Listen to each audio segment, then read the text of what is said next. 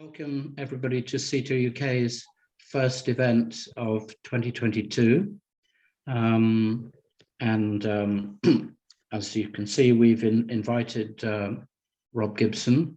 Obviously, this is aimed particularly at SIETAR UK audience. I'm just getting a lot of people wanting to get in. But from having seen the registrations, people are coming from all over Europe and indeed further afield. So it'll be a great opportunity for both networking and particularly exchanging ideas in the breakout rooms. Just a little quick introduction to Rob. I first met him, I think, at the end of the 90s when he was a lecturer in intercultural management, I think, in Ingolstadt, north of Munich, and we've been in touch ever since. I was very pleased when he published his first book, Intercultural Business Communication, in 2000, because it was a very good overview of the field, bringing together a lot of the concepts and ideas and doing it in a very accessible way.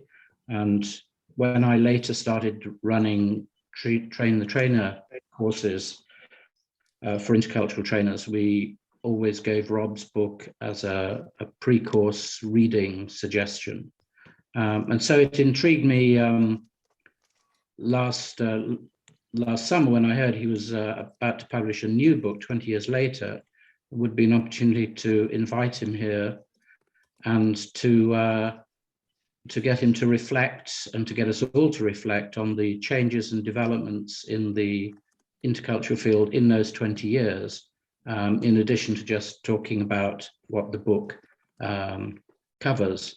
And I gave him a last task, which will be the last part of the session, which he'll explain, to actually talk about the publishing process, because I know a lot of us in the field would like to, or probably have, some cases, already written things that have been published, but Rob will be touching on that towards the end of the session. So I'll hand over to Rob, and we look forward to hearing what he's got to say.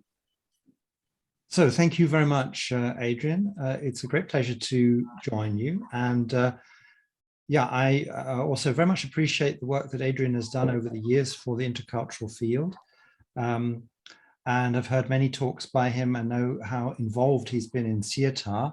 I have actually, I don't know if it's still available, but I have a book here, which was a result of the SIETAR Europa Congress in Bath back in 1998. Oh, yes. Yeah? You can still buy them from me. Okay, so little advertisement for Adrian's book here. It's actually... Well, it's the collections of all the presentations. And it's actually done very, very well. It must have been a lot of work going into compiling that, but it was actually a quite remarkable congress it was just very, very rounded. It had great speakers, and we had a trip to, I remember going to Farnham Castle, and we had a wonderful reception in the old pump rooms, or in the Roman baths. I think yeah. It was great.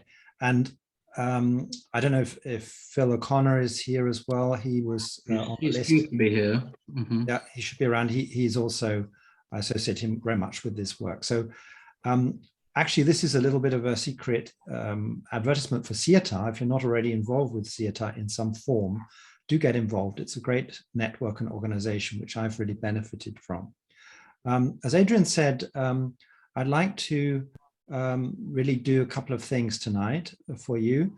I would like to look at the development of the field. I don't want to go into big history, but just some key developments over the last 20 years since I wrote my first book on intercultural communication. Then I want to show you some features of my latest book, and then talk a little bit about the publication process. So I know there's all sorts of different types of publishing. We can have academic publishing and self-publishing. I'll just give you some personal experience, and we can have a bit of a discussion about that. as Clytie mentioned, you're welcome to make comments in the chat. I can't follow them directly. Adrian will perhaps interrupt me if he sees something that is a burning question. Otherwise, I would invite you to connect with me on LinkedIn. There's a very lively group of people. I've learned a lot from them sharing things in LinkedIn. I think it's actually become an interesting forum.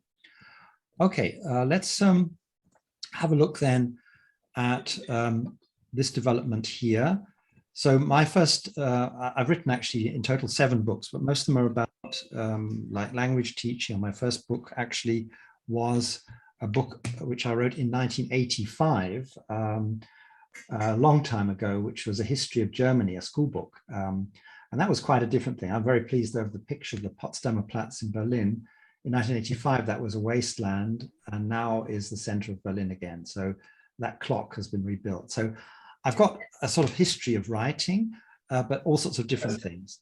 And this was a very exciting new project. Can everybody make sure they turn off their microphone? We've got a bit of background noise there, some mute. That would be great.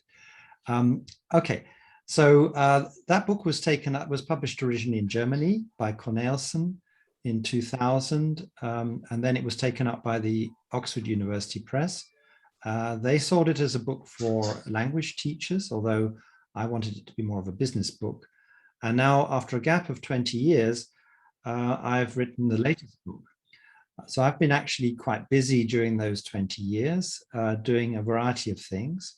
And perhaps the most important experience was working for 18 years at Siemens, multinational company, engineering company.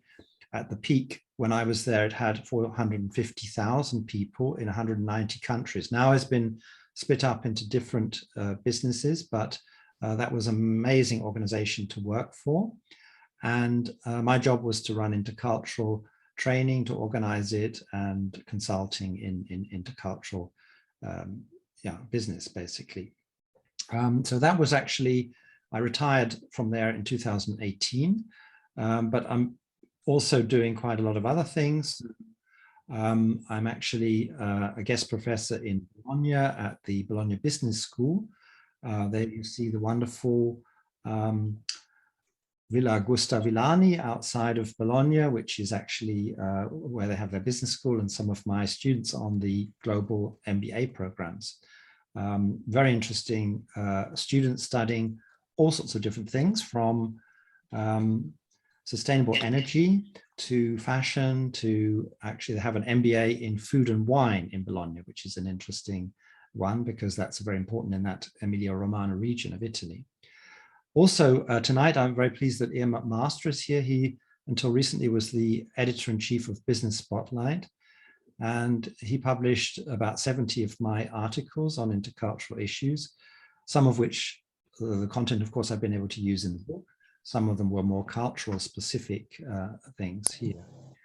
Another big development for me was the actually getting married during this time, very late in life, but not too late. And that was my wedding with my wife, who's from China, in Beijing, and us doing Tai Chi in the Olympic Park in Beijing.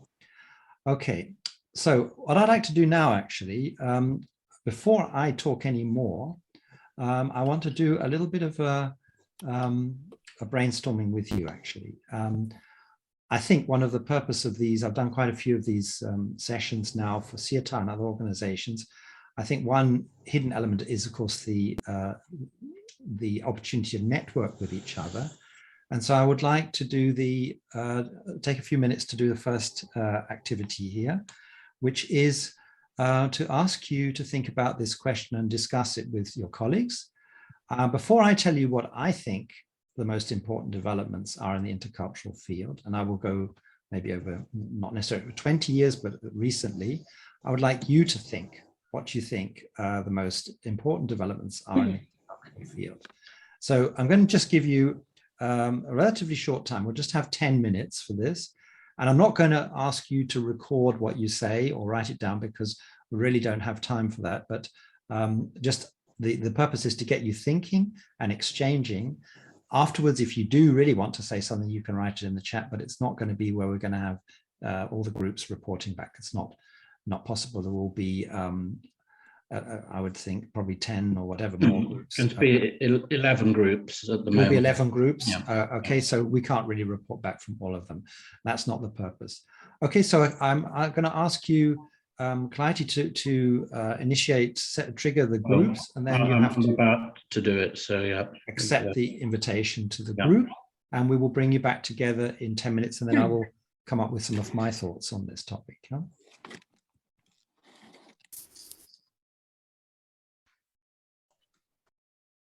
Now have a look at some of these points. You've had all sorts of things, I'm sure. These are some hot topics that I've recognized, and they were sort of things that were happening when I was writing my book, and it was a bit challenging. Or before that, for a long time, people have been questioning the idea of the iceberg, which I don't know about you, I used in seminars and training a lot. It's too static for many people, and I think they're right, actually. Of course, people appreciate Hofstede, but now are questioning how useful really are the Hofstede dimensions. There was a big debate in the US and the UK about unconscious bias training, and it was something that I'd just been involved with for the last 5 years quite intensively, so this was a challenge for me. I've had discussion with people recently about whether we should even talk about intercultural, or whether it's actually better to talk about transculturality. And I have a lot of sympathy with that. I think transculture is a very powerful term, which I find useful and interesting. But for the target group that I'm talking about, business people, it's too new. It's not frequently used. I did a search on Google and found out that if you type in as a search intercultural competence, global competence, and transcultural competence, actually transcultural competence is not so widely used. It's about 10 times more entries come for global competence, for instance, than transcultural competence. Of course, we have Black Lives Matter, very important developments there, and the link between our work and the political world as well. And more recently, I read an article in this very interesting series from Cambridge Elements, questioning from a psychological point of view whether we should really talk about culture at all. So how do you deal with all those things? And there's more to come. I mean, this is a little summary that I've put together. And I will make a selection of these slides available to you, so you don't need to write all this down. But as we discussed in the group that I ended up in, actually, we want to get away from national culture. We realize that people have multiple cultural identities.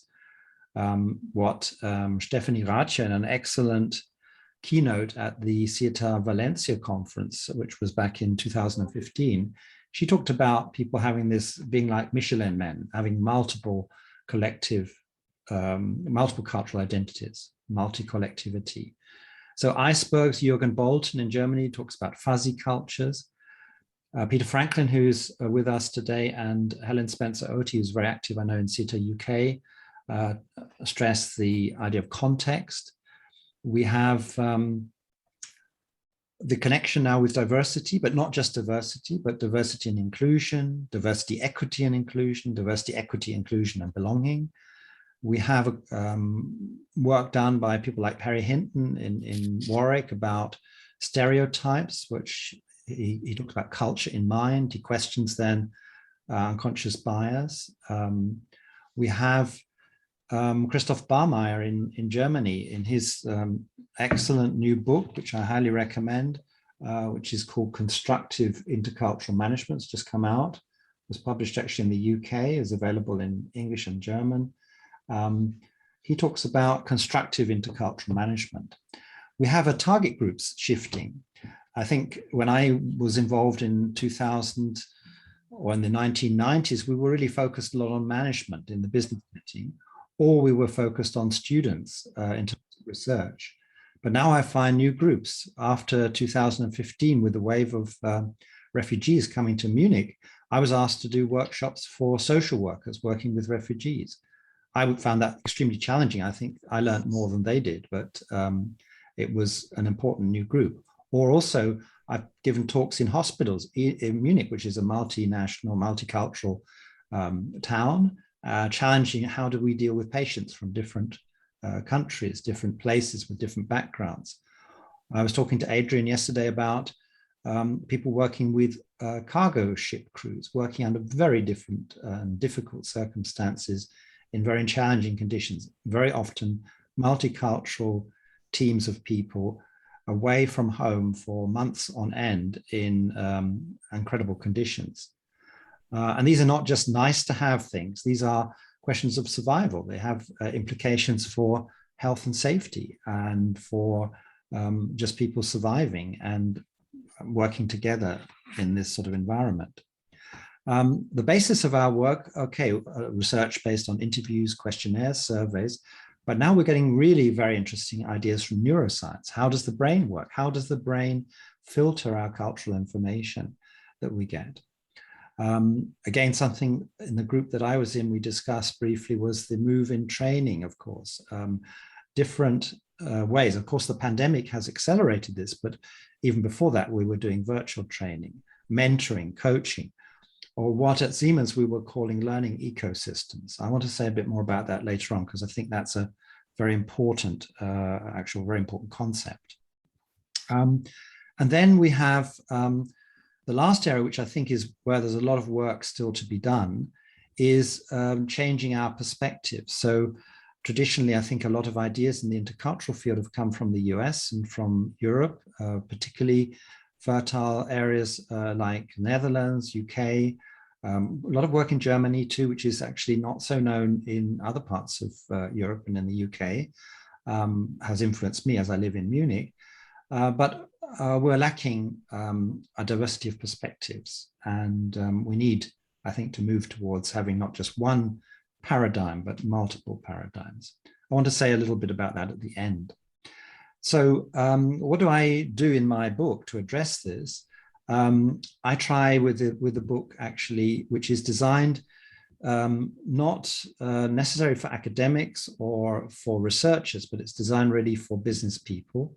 My dream is that you will find it at every airport. I don't know if it's already available at airports, no idea, but that would be great, because it's for those people, those business people who want a short introduction, the people who will not read a book, 500-page academic book, but for people who are busy working with other cultures and think, I need some help here. It's not a book which offers you one solution. I call it a toolkit because it's just a collection of all sorts of tools that I've used over the years in my 18 years in a multinational company and found to be useful. So it's not one of these books like these are the 3 secrets of leadership or whatever. I try to cover different types of culture, not just national culture. I try to link diversity, culture, and neuroscience. I focus not on just the managers, but all the team members. I think often the managers get too much attention, and I think it's time that all team members get help and training and so forth. My examples are authentic. They're really things that have happened. I haven't chosen a cultural dimension and looked for something, made up something to illustrate it. I've actually done the opposite. I've taken real situations that I experienced. I've made them anonymous, of course, but then tried to find ways of understanding them. It's a self-help book. It's interactive. My stimulus was really this wonderful book that I grew up with as a young student and early on in my career, called What Color is Your Parachute? It's a career guide. I don't know if any of you know it or remember it. I don't know if it's still going, but it was a wonderful book, which is a sort of wacky book about designing your career. And I found it extremely helpful, and you work at it by yourself. So this book can be used with groups and students, but it's not primarily designed as a course book. It provides practical tools. I was very flattered when Adrian said he found it most accessible and practical. That's the idea. And the last point maybe is something I don't need to make a big point of in SIETAR UK, and maybe it's a negative thing for the UK, but it's actually written in quite simple English. You might find it, the native speakers might find it a bit colorless, actually, because I've deliberately tried to restrict my vocabulary. I'm imagining an international group of people who perhaps have English as a second or third language. Okay, so that's a little bit about it. The target group I've already mentioned. The trend, by the way, is away, I've noticed in the company that I worked for, is very much away from sending people on these delegations for 3 to 5 years, which was what was the case really very strongly the target group in 2000. Those are very expensive. Those are really restricted to the people who have a strategic role to play and need to be developed to get involved internationally. So it could be for business travelers, it can be for line managers, so those people with disciplinary responsibility, but also for project managers. I think they're also a bit neglected. At Siemens, a lot of the work was done in projects, and these were actually very big projects sometimes, and these people were faced with amazing challenges sometimes. HR professionals, students, and of course, many of you as intercultural trainers. Those are the basic topics that we have in the book. Yeah, I don't have to read them out to you. Those were the 12 chapters and 12 topics that I thought were important. The first one, return on culture, really means the impact of culture, but seeing culture as something that can create value. And the other ones, I think you can just read them on the screen there, should be self-explanatory. The big explosion area, of course, over the last few years, particularly because of the pandemic, is this global virtual collaboration area. Also the idea of inclusive leadership. I personally think the idea of influencing across cultures is very important because we all have to influence people. So this covers also things like negotiating and selling, but also just getting things done, getting people to do things. I do cover the traditional cultural dimensions, but I try to remove them from a direct link to specific nationalities. And the big point for me is also this idea of cultural bridging. The structure of the book is that each chapter has some questions which can be used for reflection. If you're working by yourself, or if you're working with a group, then they could be discussion points. And then we have critical incidents. And we're going to look at a case in a moment that I'm going to invite you to do together with me. Yeah, and then we're going to, then we have some models and tools there. These are some of the models that I use. This one is actually one which I'm quite proud of, which is actually stressing the idea that within the workplace, we have different cultures.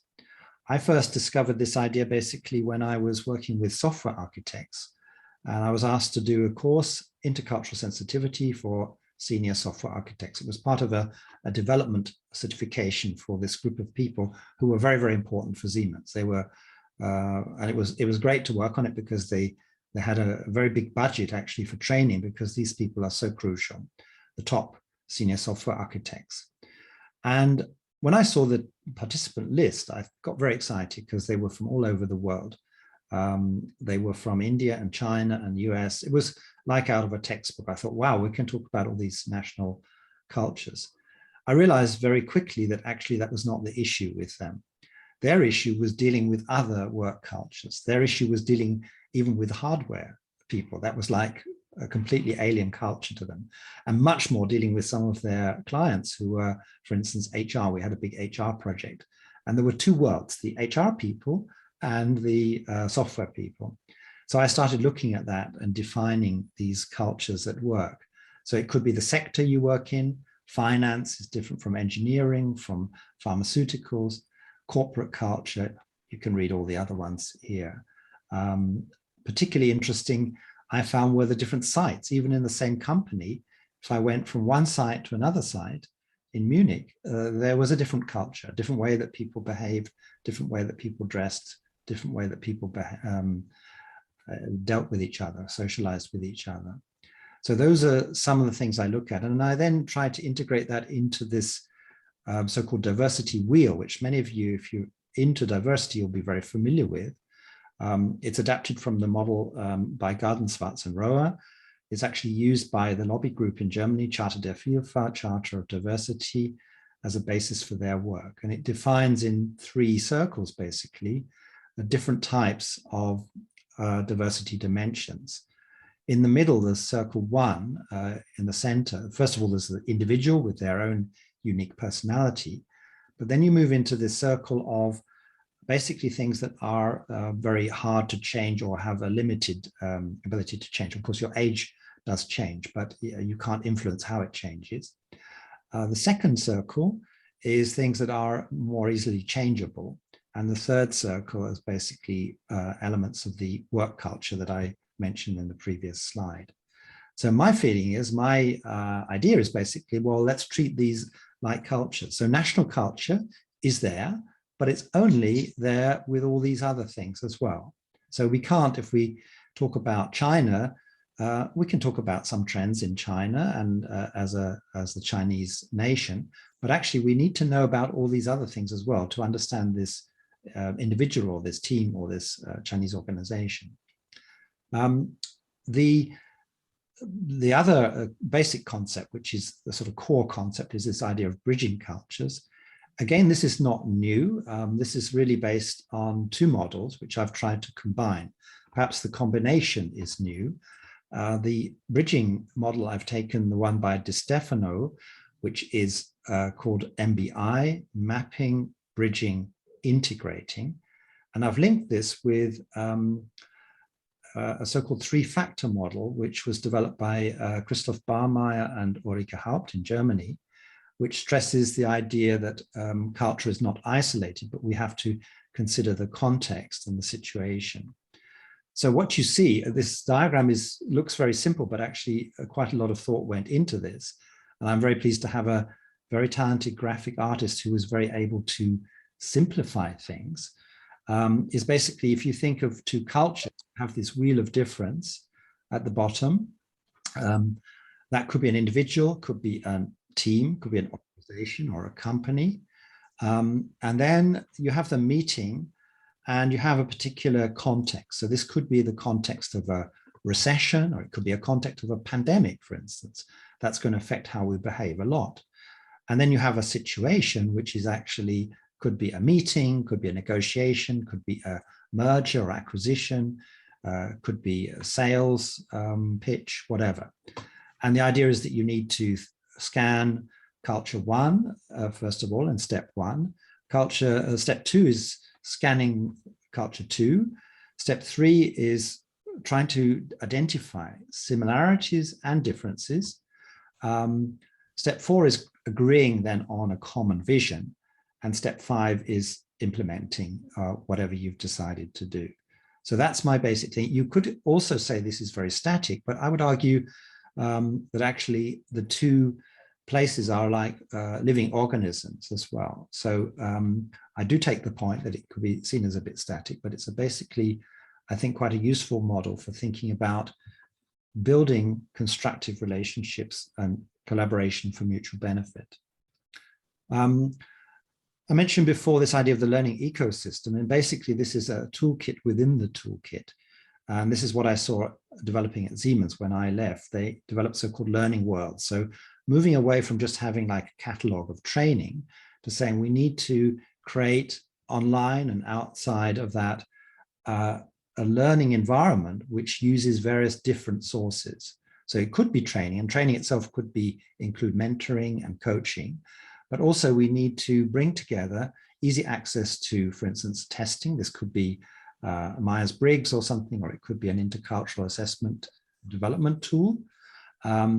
We need to collect best practice. We need to have access to selected resources. So we actually use this model for a rollout of a diversity initiative about unconscious bias. And we had an unconscious bias toolkit system, which, if you're working globally, also solves the problem of finding a way to make the training or the development appropriate for the particular environment in different parts of the world, and for different groups and different individuals. Okay, so I've given you a sort of whistle-stop tour through the book here. I don't know if, Adrian, there are any burning questions from the chat there? There was just one, I think. Andrea from Los Angeles, or from California, she said, had the question OAR, which was an acronym you use or abbreviation you use. Is it the old DIE? Very well spotted. Actually, it is. I just didn't like DIE because to me it means die, and I didn't want to use that. So I tried to reword it. So she's won the bingo. Yeah, that's the prize. Yeah, it's exactly the same. I was brought up in DIE, describe, interpret, evaluate. I think it's great, but I just don't like the acronym. Yeah. There is the DAE variant. Describe, analyze, and evaluate to get away from the DIE. Okay. Okay. So what does OAR stand for? Observe, analyze, and recommend. So that's something I use in all the cases and critical incidents, and it's how I do training as well to get people, how I even test students, actually. I got them to write critical incidents as part of their exam that they've experienced themselves. And Helen Spencer-Oti in her work has got the 3R model. Yeah. And I can't remember this minute what the 3R's stands for, but it's very much the same thing. Yeah. Using, you'll find a lot of the things you'll be very familiar with. I think what I've tried to do is put them together, as I say, in this new format in an accessible way to people who are not necessarily going to read too many books there. What I like to do is actually to move on to this case study. And this is where we're going to do a second group session in the breakout rooms in a moment. I'll just explain the case study. The case study you can, I think it's is it in the chat already, Clytie? You put it there. We post it on the chat, then you can download this case study because you won't be able to see it in your breakout room. So the case study is an authentic case. What I've done here is to remove the countries that were involved. I will tell you which countries they were afterwards, but I'd like you to talk about the cultural issues that you think might play a role in this case and the actions that you would recommend to make the project a success. So a CEO from country A has asked for your advice. Their company has been highly successful in the home market, but the management team has little international experience.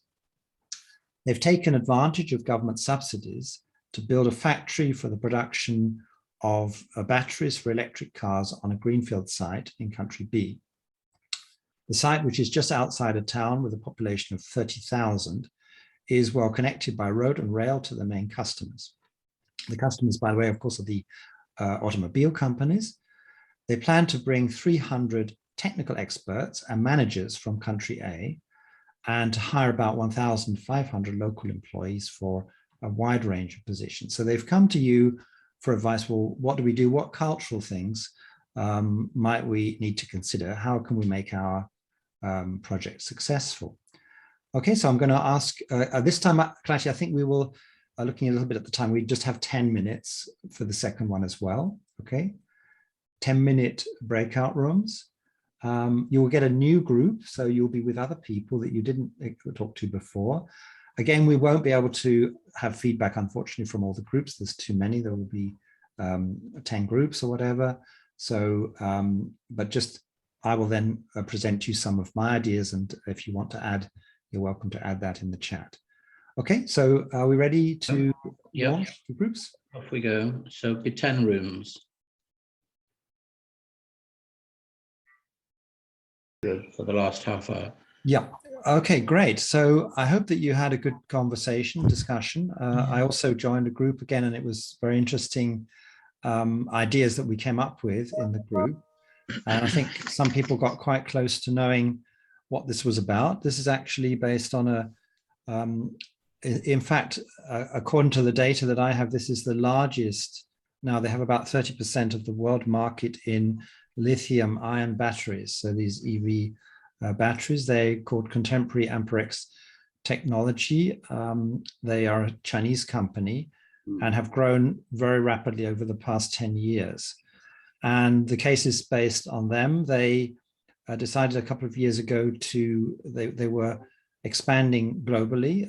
The Chinese government had removed some of the subsidies for these batteries in China. So they were looking for new areas around the world. And one of the places they chose was in Germany, in the state of Thüringen,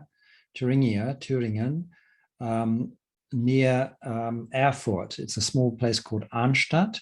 So it's a town with a relatively small population, but well connected, as I said in the case there. My contact was with them because they approached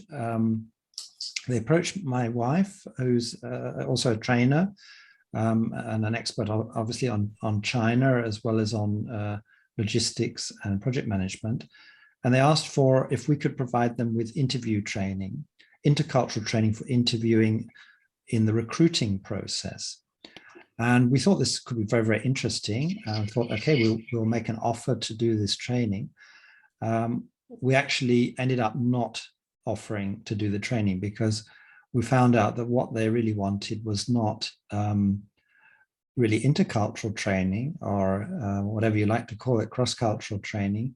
It was actually trying to filter the applicants for people who would accept the management style. And the management style was going to be the style that they used in China. So it wasn't a matter of sensitizing, for instance, the people coming, the technical management and the engineers coming from China to German culture. It was really saying, we want you to find people who are going to fit in. And since then, I've followed it up. I've had no contact, so it's nothing secret because everything I tell you is actually available in the public domain. Since then, of course, they are having problems with recruitment. To find that number of people in that part of Europe is very hard. To find people who are prepared to work in this small town, who are suitably qualified. And they're also facing opposition from the local population. Some of it's on environmental grounds because people are worried about there's going to be a lot of transport between the railway station and the factory. So many lorries every day going backwards and forwards. Also the overhead power cables that have to be built. That's a group that you see at the bottom of the screen there objecting to that. And also finding the people who are prepared to work with the pay and conditions that they're offering.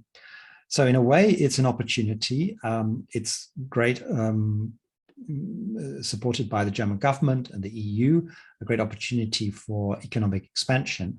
But you're faced there with some ethical issues as an interculturalist. You're faced there with some practical issues from the Chinese point of view. And for us, it was quite a shock to find out how successful the company had been in China, phenomenally successful, but how this didn't really match the international experience. So there's a lot of work basically to be done. It reminded me very strongly of the situation in the Netflix film, The American Factory, which I would highly recommend. Is very interesting and very well done, which looks at a Chinese company taking over a US company. And it's a sort of fly on the wall documentary. When they started, they couldn't have known what was going to happen. So it's quite genuine. It's actually quite emotional as well. And it is not sort of just trying to prove a point. It's trying to just document what really happened. So as I say, there are positive, negative things about that. For me, it was a discussion also about the ethics of what was going on there and where you place yourself as an interculturalist. So perhaps that's another discussion for us. But the idea behind the case then is to get people to think, not necessarily of an answer, but just to think of the sorts of things you need to consider in that sort of situation. So you need to consider the whole environment that you're working in. So this would be the context. You need to consider the situation, which was basically this situation of interviewing and recruiting. And then you need to think about, obviously, the classic intercultural elements, like, for instance, the management style. So we could discuss this longer, but I would, unless, Adrian, there's anything really urgent, because I would like to spend 20 minutes on the publishing. Adrian, you're muted here. There's just one comment before this started from Farah from Saudi Arabia that, what did you say? Are these models mainly for businesses? Which I think they are. And I ask this because intercultural exchange is fluid these days, since individuals move abroad to work in different cultures. Thank you for the point there. I think it's, I'm working from the basis of a business environment, but I think that this can be applied to other, basically any organization. I'm thinking more of the workplace, actually. Yeah. So, okay, that's the only. Okay. Then I would like to spend the remaining time on, I'm going to move on to the topic of getting published. And as I said before, I was looking for a traditional publisher, which I mean a publishing house, not self-publishing. Although my approach was, if I hadn't succeeded in finding a traditional publisher, I would have then published my book on a self-publishing basis. But I wanted to try to reach a lot of people, and I thought, okay, I need to do this. So I was trying. It's not easy to get a traditional publisher interested. It's not easy to find even a contact. And I'm talking, the book is supposed, as I say, to be a popular book. I want it to be in bookshops, in airport or whatever. It's not something that you would order probably directly from the publisher. It's mostly sold via Amazon or other sites or through retailers. So actually, if you look at my time plan, a lot of the time, about 6 months, was actually spent trying to find a publisher. I want to tell you a bit more about the proposal, because that's a key element, but you'll find some of the big publishers will not even accept any suggestions or so-called submissions. They will only take submissions through an agent. And for the sort of thing that I'm doing, it's not worth getting an agent. An agent wouldn't really be interested in that, because they live off a share of the profits. It's not like J.K. Rowling or something. She has an agent, or if you're more established in the field. So I wrote to, first of all, the publishers where I had some contacts. So thanks to several people, I had some contacts myself through the Oxford University Press. They said they weren't interested. My previous book, that wasn't the sort of area that they were working with, which was fine. And then I approached contacts that I got through other people who I knew, partly through SIETAR or partly just through my business activities. And they were normally sort of polite, but said no, not interested. And I ended up with 2 publishers who were seriously interested. And one, which I thought was the most promising one, said, yeah, it's great, but there are 2 problems. We have 2 books coming out on, and one is on diversity and one is on teams. So could you write a book without diversity and teams? And that was a bit of a, to me, a non-starter, because that was, so much of the book would have been cut out. So they liked my style and things. I sent them some articles I'd written for the magazine Business Spotlight, but it didn't fit their portfolio. And that's what you've got to do to find something that fits their program. But eventually I got an offer then from Nicholas Brearley, which has a long tradition of publishing intercultural books. They took over the Intercultural Press, which was actually originally, I think, a SIETAR USA spin-off, but now belongs to Hachette. Nicholas Brearley himself is no longer involved. It's part of John Murray, Hodder and Stoughton Hachette. It's part of this big conglomerate, Hachette UK, which is part of Hachette International. So this was great, actually. I thought this is wonderful. But actually at that stage was also quite tricky, because there may be an offer which was not initially acceptable. We had to negotiate that. That took some time. And then there was the writing phase. When we agreed on the revised offer, I had basically, we agreed in January, and they said, we want the manuscript in April. So I had basically 10 weeks to write 50,000 words. And like many authors, I decided to do it in a very disciplined way. Lockdown was a great help, actually, because I didn't have anything else to do. I couldn't travel. So I said, okay, I've got to write 5,000 words a week. And that means basically 1,000 words a day. Doesn't sound too much, but it is a sort of discipline that you have to get into. And I had a lot of material already.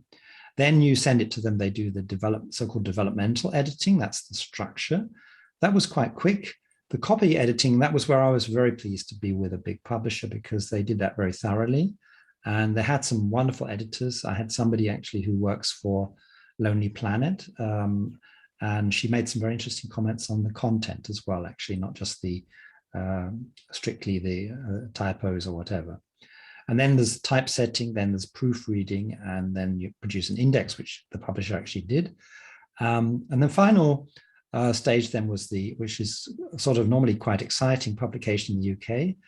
Unfortunately, I never got any copies of my own book. Everybody was showing pictures online of their daughter with my book, but I had to buy one through Amazon. It was partly, I don't want to go into it too much, but there's a little bit of Brexit and there's a little bit of incompetence there, I think, unfortunately. But anyway, now I have some copies and very excited by the response. And the book will be also released. They release in different regions at different times. In Germany and USA and some other regions, it will be released in March. Just a question, Rob, on that very point. Is the book coming out in the US and Germany exactly the same? Yes. Not whatever, not Bowdlerized for. No. As far as I know, I mean, up to now, there's just one version of the book. Yeah. I wrote it for a global audience, so it's not got anything that would not be appropriate in any of the other cultures that we were aiming at. So as far as I know, there's no, from the content point of view, there's no change. I don't know whether it might possibly be coming as a hardback in America. I don't know, but that's not from the content point of view. I mean, maybe they might change the spelling. I don't know. I somehow that requires a lot of resetting. So yeah, that would have to. No, I don't think they would do that. No. Yeah. You can get it from Amazon UK. I'll say a bit, Adrian, where you can get it from in a second. Yeah. Just want to say something about this proposal thing, because I think that maybe is interesting for you. And Adrian inspired me when we talked about this yesterday. He said, well, this sort of approach might be interesting for people in how you pitch your services. What I decided to do, and I think I'm influenced by how we did things at Siemens when we were doing projects and so forth, is they said, well, we need you to compare your book with the competitors. So I chose 5 books that I thought were sort of more or less competitors to my book. I don't particularly want to name them, so I've anonymized them. Those are 1 to 5 at the top there. I put down the features of my book, and then I thought, well, how far do they already fulfill this? And this is quite a useful exercise, actually, because then it makes you think, what is my unique selling point? What is special about my book? Because there's so many books out on the market and they're all very good and so forth, but why are we writing a new book? And of course, for the publisher, they want to say, well, what's new about this? So that's very important for them. The other element, which is really important, is for the publishers, which I discussed a lot with them, was the so-called platform. So they would look for you, these traditional publishers, to say, what are your contacts? Where can you influence people just to get the book started, to create what they call noise around the book? And they were quite interested, I think, because I could say, well, I've got very good contacts at Siemens, a very big company, international. I also have another channel through my teaching activities, like in the business school. I also do guest lectures and things. So I had to give them really numbers there, and I thought, well, okay, what do I have? 3,000 connections on LinkedIn, but how many of those people will buy this book? If you think, how many people, if you post something, if you're lucky, then you get so and so many responses, and what percentage of those are going to even they might just view your post, but then to make a comment, very few people comment, and very few people of those people will actually buy a book. So you've got to think about that, and you've got to argue that. So those are the really key things. The other thing I would tell you is you don't need to produce a whole book before you go to a publisher. In fact, many publishers don't want that because they want it to fit into their style and their portfolio. So what they want is like a list of the chapters, and they want like a sample chapter or a sample of your writing. I sent them some of my spotlight articles, but then it's sort of negotiable because they will then say, well, what length they think is suitable and stuff like that. Another tip for you, if you have already written one book, you can join the Society of Authors. That's based in the UK. It's a bit like a trade union for writers, and I think it's fantastic. And over the years, I've had a few publishing things which didn't work out. I wrote a school book which was cancelled because the curriculum changed in the UK, and I got involved with the Society of Authors, and they helped me to claim compensation from they don't do legal advice, but they give you a lot of advice, and they looked at the offer and they told me what I could negotiate on the offer, which I did manage to succeed with. So you don't have to accept everything that they offer you, because there were a couple of clauses that were unacceptable. They wanted me to, for instance, buy a certain number of copies that was unrealistic. So the Society of Authors told me what was sort of negotiable, and they have a very efficient service for checking the contract. It took quite a while before I got a contract, and it's very, very detailed. And there are all sorts of sort of wacky clauses where I just didn't know what it was about, actually. It was just so strange for me. And they helped me to check that and say, well, this is something you might like to question. For instance, the index, they wanted me to pay for the index, and I got them to pay for the index, which was a small thing perhaps, but was maybe interesting. I don't know what's happened to my screen. There's a little line on it, but I apologize for that. But the Adrian asked where you can get it from. You can get it in various formats there. You can get it from the website of Hachette, which links you to various suppliers there. And also, it's not just Amazon, but there are many which work with local bookshops, like Hive and Wordery, I believe, and you can get it from Blackwell's. They also do international delivery. At Book Depository, which is actually part of Amazon, I think now they have 30% discount at the moment. They change that regularly. It's available as an ebook and a paperback, and also as an audiobook. And this was something which I was quite surprised because I didn't really read the small print, but suddenly they said, we want to do an ebook, and we've chosen this narrator, and do you like his voice? And they sent me a sample of his voice. His voice is, to me, a little bit dramatic, but he's very successful, and he does like Shakespeare and stuff.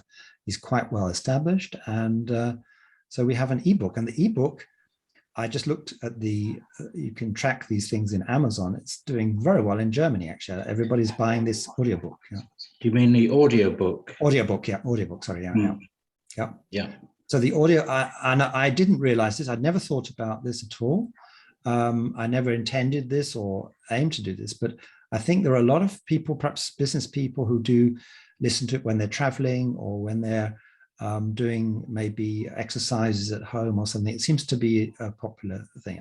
I think it's a bit of a pity because I do like the graphics in the book, but maybe people buy it as well. My final sort of point would really be, well, where are we going to go in the next 20 years? Perhaps I will write another book when I'm 84. My Oxford tutor, Jim Reed, is actually writing a book now, and he's about that age. He was a professor of German. He told me, I saw him in Oxford a couple of years ago, how he was working on a new book about German literature. So I hope I'll still be writing, but I think the challenges that are open for us, maybe not for 20 years, but for the next few years, I think there are two things, and I think that's where SIETAR can help as well, is bridging this gap between research and practice on one hand, and also hopefully, and maybe this will be a stimulus in the conference in Malta, getting a more of this diversity of perspectives on the intercultural topic itself. So diversity on diversity. So I've left 5 minutes for some questions here. That was all I want to say at the moment. A couple of questions from the chat. From Rob Johnson, did you actually have to pay anything yourself to get the book published? I assume probably not, apart from your time. But I had to, this is something you have to negotiate. It's a very good question. I had to provide the illustrations. Okay. And I got a professional designer to do that. So that cost me a bit. It cost you, yeah. Okay. And another question, when you did the chart comparing your book to 5 other books, the number of pluses, I presume 1 plus was a bit of it was in the book, and 2 pluses a reasonable amount, and 3 pluses a lot of it. That's right. Yeah. That was like this chart here. It was, yeah, the more pluses, then the stronger it was. It was just a sort of estimate. So I would say my strength was, for instance, some of the books that I was comparing with didn't really cover diversity or unconscious bias, whereas that was a central topic for me. Or the target group, some were just purely for managers. No? Yes, I mean, the challenge is to, well, all publishers want to reach the full audience, as many people as possible, but you've got to, balance that with it being not really right for anyone. If you cast the net too wide.